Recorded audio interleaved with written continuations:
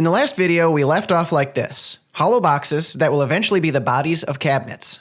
If you missed that video, check the links and go get caught up before we continue. In this video, I'm going to show you how I like to make face frames for cabinets. Just like I said last time, there are many different ways to build these. This just happens to be the way I like best. Once again, I am a little constricted by my materials. So after joining, planing, and trimming my rough lumber, I was left with a bunch of oddball-sized pieces of 3/4 inch black walnut. After consulting my plans for dimensions and quantities, I ripped down all the boards into 2-inch wide strips.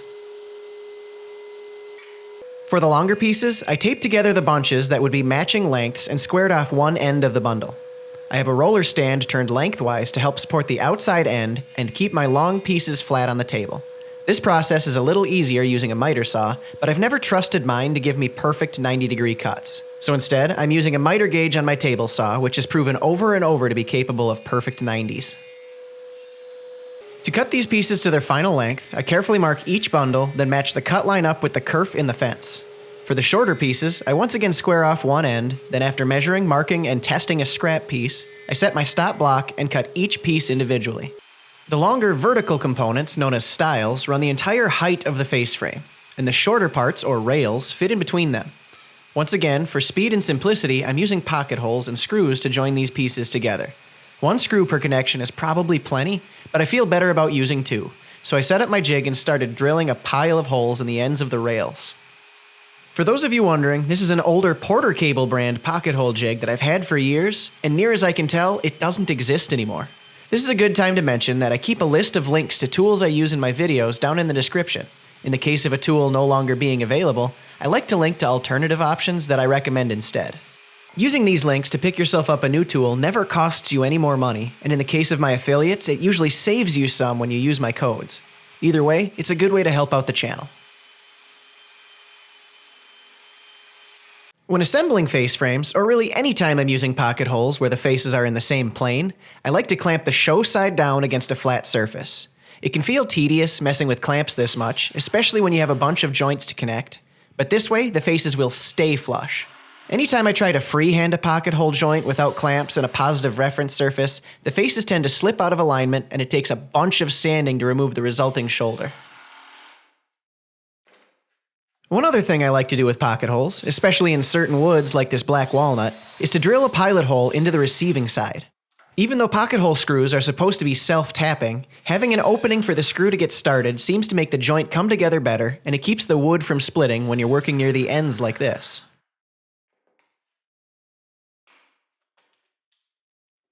After making the outside frame and checking it for square, I start putting in the pieces that will separate the drawers. Because the rails are all exactly the same length, there isn't much room to wiggle them into place. So if you very carefully use a squeeze clamp to apply a little outward pressure, it will help to slide the pieces in. Now, why did I feel it was necessary to overemphasize those key words? Because this is an advanced maneuver and should only be attempted by professionals. It should go without saying, if you push too hard, you'll just wreck the work you've already done. Rather than doing it this way, you could obviously attach all of your rails to one stile first, then attach the remaining stile after. This is another good option, but I find it's easier to keep everything flush and square when I do it my way, so just remember to spread with caution. I use a scrap block in between each rail to get the correct spacing without having to do any measuring. It does, however, require a bit of math up front to find the correct dimensions for that spacer block, and I'm not nearly smart enough to explain to you how to do that math. The frame for my taller cabinet goes together the same way, the only difference is the drawers occupy the middle space. So the first spacer is extra long. Then I use the same block as before to line up the rest of the rails. I kept the height the same for all 14 of my drawer spaces, so once I get around to making drawers, the only variation in their dimension is the width. But we'll get to that more in a future video.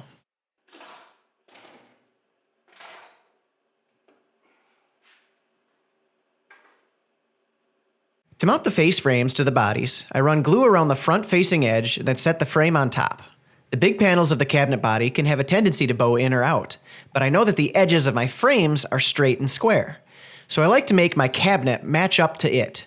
I start at one corner and clamp it in place. Then, using brad nails and clamps, I work my way around the outside of the box, pushing and pulling to flush up the edges and lock them down. Unfortunately, my camera guy either forgot to record this step or he deleted the footage. Either way, he's been let go, and you'll just have to use your imagination. Some people like to build their frames just a little oversized and use a flush trim bit to make them perfect. Or they'll just leave them a little proud, and once the cabinets are installed and have a top put on them, you'll never know there's a tiny air gap between them as long as the face frames are flush. Both of these are good options. I just like using mine to help make sure my sides are square. And that'll about do it for the face frames. They need a little sanding, making sure not to round over the corners. Then if you're like me, and you can't wait to see that walnut in its full glory, you can throw on some finish. Thanks for watching, guys. Come back soon to see cabinet doors, drawers, and their hardware. And if you're interested in the tools I used or need to get caught up on the series, there are a bunch of links in the description. And one last thing, all of you snobs out there that think pocket holes are unacceptable and are the mark of laziness and a lack of skill, I hear you, and I don't care. Feel free to leave a comment about it, good or bad. Comments are the nourishment that feeds the machine, which helps out the channel.